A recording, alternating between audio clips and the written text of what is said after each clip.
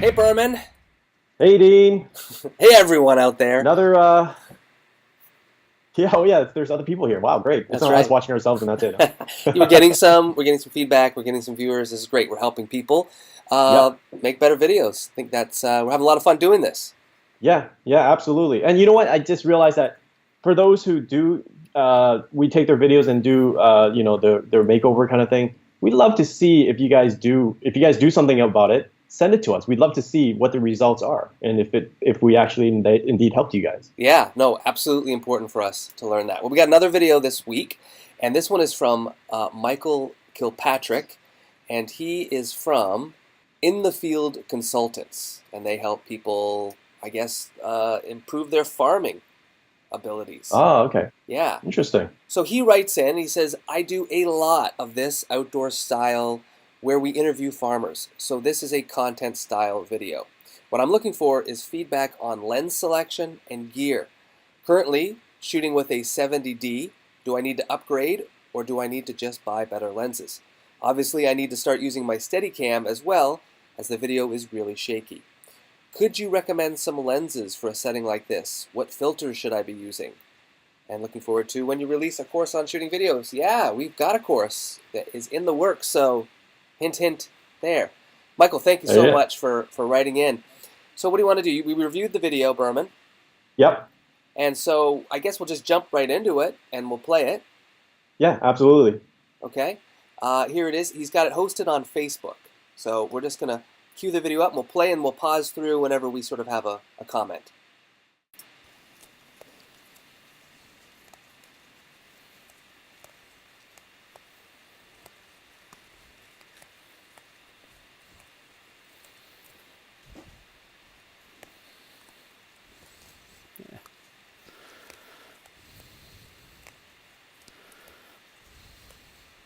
Okay, this is, we're harvesting this spinach today, and what I'm looking Is for there is sound or constant anything going regrowth. on? Yeah, Or? yeah, it just came in. Just came in. Oh, okay, The there it voice just is. came in.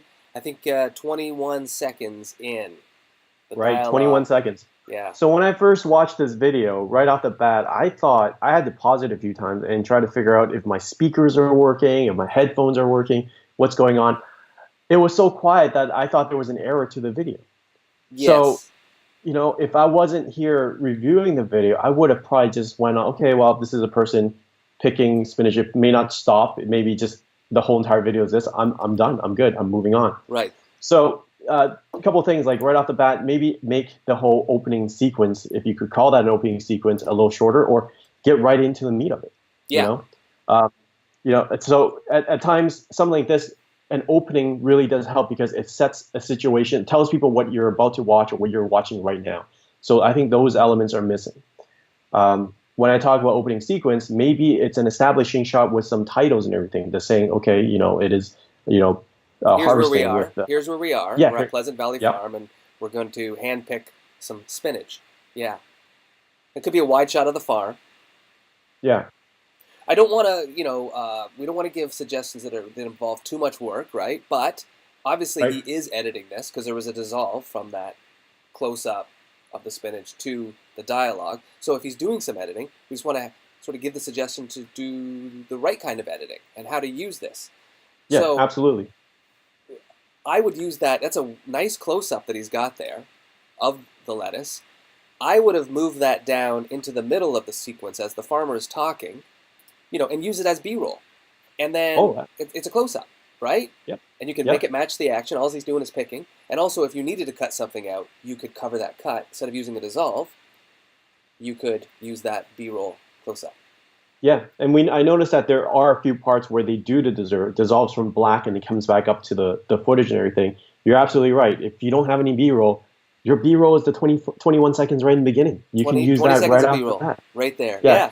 For me, once he started talking, his head is so down, I didn't know if he was talking. I was wondering, because I know the person operating the camera is Michael, and his platform is farms and that. I wasn't sure if he was talking. Maybe he was you're adding. absolutely right. And so I was a little confused. Like, whose I had voice the is same this? thing. I had the same thing. And you know what the thing is? Like, because sometimes you're on Facebook, you don't know what your connection is, the resolution might be low. Yeah. You could have uploaded in high res, but it's playing on low res. I was actually trying to look at the mouth to see if he's talking, and it took me a while before I was like, oh yeah, he is the person talking. That's the voice I'm hearing. Yeah. All right, good point. So let's move on a little Or bit here. is constant Okay. regrowth after a week or two of the bigger leaves. And just taking off the biggest leaves here without making those cuts, like if somebody was cutting it with a knife, the whole leaf is intact. I don't have any cut spots. So this is good. I think the audio quality is very nice. Whatever mic Yep. he's using, it's great sound. Yep. So he's good with that. Clean. Yep, good there. Let's talk about his specific questions. Lenses. Yes. Okay. Okay. So what he has right now is, it looks like a wide angle lens. Yeah, it looks correct? like a 16 mil, maybe an 18. It's quite wide. Yeah. Yeah, and it's quite commonly used for stuff like this. In fact, when you're doing something like this where it seems like there's a bit of handheld and stuff like that, it hides some of the shakes and everything. Yeah. So while I think in his comment he says, I should have used a steady camera and everything, yes, you could use something like that, but the wide angle, for those who don't know, the wide angle does hide a bit of that. So it was a great choice in his part for that lens. Yeah, I think this is the perfect lens for this spot. I get to see the environment. I can go in. You can move in close if you need to. You can follow the action, and I can just capture it all. I'm not missing any of the action. If you had a tighter lens, you take a chance you miss some of the action. Yeah, and I think if you did want to get another lens, what I would like, every time we go into shoot, you first get the story, which is, the interview. Second, you got to get B-roll. If he does go into B-roll, you could get a lens that's a little tighter. Something like I think you and I really love like the 100. Yeah. Super like tight. Super tight. The super 100 mil, tight. 100 mil. And you can get right into it. It looks great. So for what he's doing right now, the wide angle lens is great. But if he does decide to go, okay, let's get some B-roll and everything, that's when you can start looking into other lenses to add into his repertoire. Maybe a 24 to 105 is gives you the close-ups and some wide shots. It's a great lens. Yep, but for these quick, easy, in-the-field videos, I think this is a perfect lens. Yes, I agree. Then he asks about filters. And this is an important question. It's a great question because filters make it possible for us to film under very, very, very bright, complicated conditions. Yes. But he's in a greenhouse. So he's working with beautifully diffused light. Yeah, I have to say, the lighting is perfect right here. It's totally perfect. I would not have any suggestions on a filter. This is it. The greens are popping. But the light's even. If he was shooting outside, if he was shooting outside without the thing, what kind of filter would you recommend? He's got to have an ND filter. ND filter, okay. Neutral density, and that brings the light down and still allows you to have your aperture open so that you can still get depth of field and stuff like that without overexposure. And so I would recommend something like a Tiffin variable ND filter. I was just going to ask you that, yeah. Yep. The length of filter, the ND filter adjusts and changes, which is great. I think a lot of cinematographers out there would prefer the singles and stuff like that, but it takes time. If you're not, you have to test out which one works for you. So for quick on-the-go stuff, I would recommend the variable filter. Yeah, because I guess he's working with the 70D, a Canon 70D, which is a fine camera. For what you're doing, I wouldn't move up yet until you knew specifically why you needed to move up. There was something that you're not doing with your current camera that the next camera will do for you. And I mean, I don't know about now, but a couple years back, a lot of people, the reasons why cameras were getting higher in the model was because it offered 4K. Yeah. Reality is, not a lot of people are using 4K. It's not necessary. Yeah, it's a pain in the workflow because you're talking, I don't know how many times for media space you need, like how much more. It's just insane. And then everybody's still just watching it in a tiny little box on their computer or mobile anyways. You're not just upgrading a camera, you're upgrading your whole work thing. Your computer has to be fast enough to deal with 4K footage. So everything has to be upgraded. So I would rather just say, what do you actually need, like you said, and the 70D, it's a great camera. It works. Yeah. So I'd say stick with the 70D, stick with that lens that you've got for these, but invest in a variable neutral density filter that will help you to shoot outside in the fields. Right. Okay. Shall we continue on? Sure. Sounds good. And second, I'm just leaving the leaves that I know are going to be big enough for another week or two's harvest. We're halfway between doing babies and doing really large lettuce leaves here. So there's kind of a tension between what people really want and what I know to be more efficient, having, you know, every time you're picking a leaf, it's bigger and you're getting more weight out of the plant.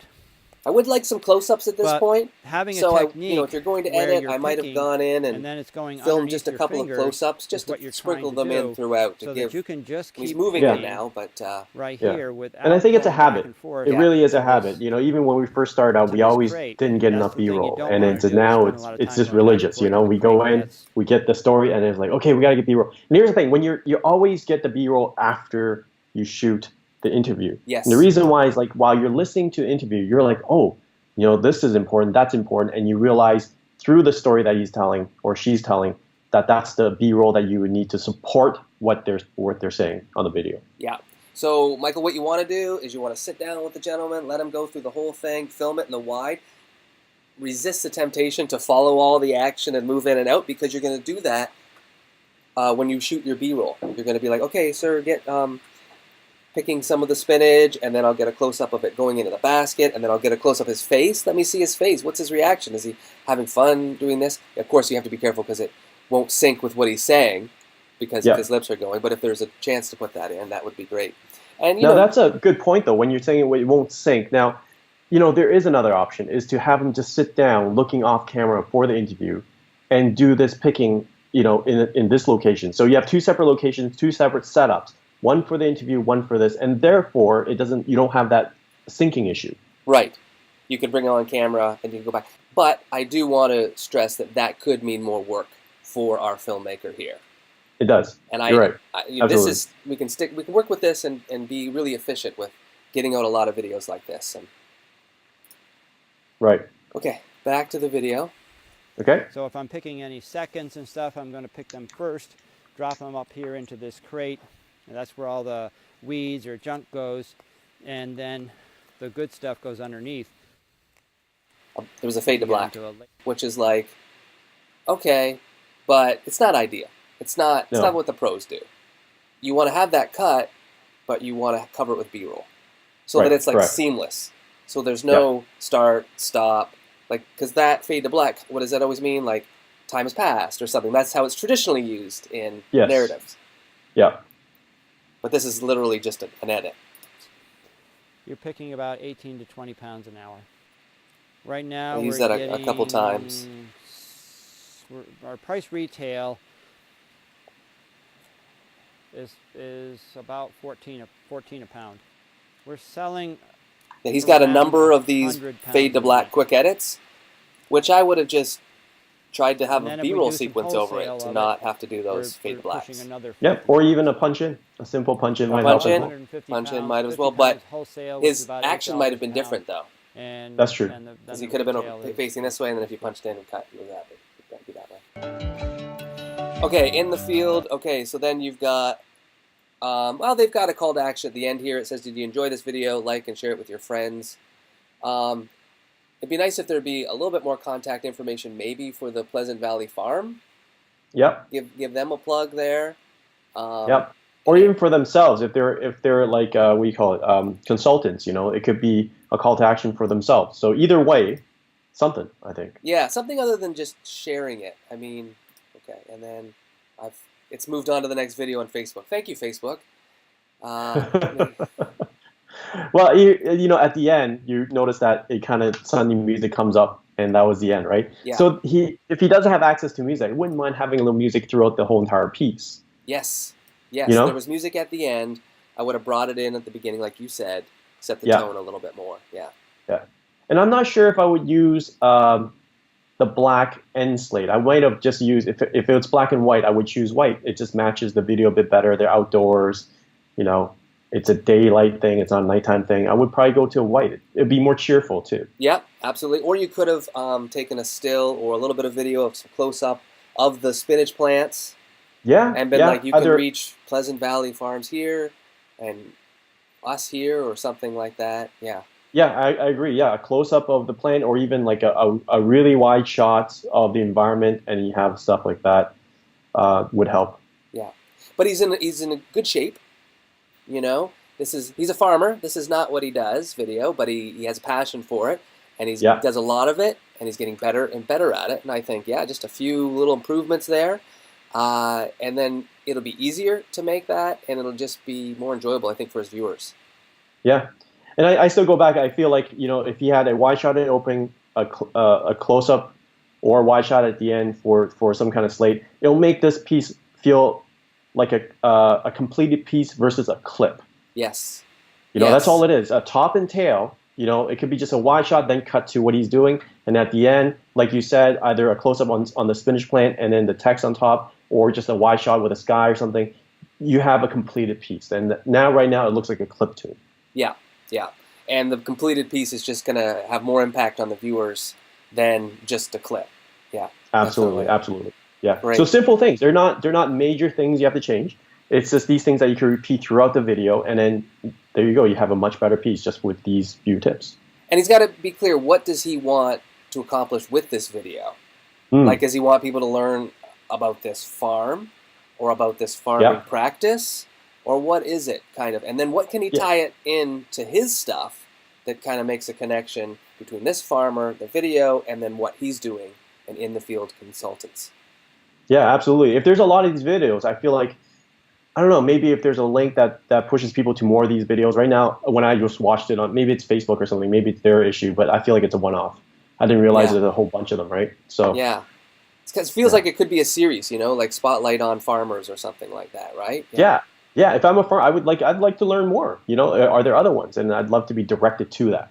Yeah, because what's important about this video is I think it's going to shed some light on farmers like this guy, because I'm sure there's a lot of guys like him out there who are like, how am I doing? Like, really, how am I doing? Because I'm in my world doing this, but I'd like to know how other farmers are doing. And he talks numbers. He talks like, how much they harvest and what the costs are. So there's great information. You want to just make sure it's not kind of lost in this long monologue that's there. So if there's some points maybe that you want to highlight, maybe even use some graphics to do that, or a bit of a wrap up at the end and maybe ask a question, or have you tried farming like this, or something like that.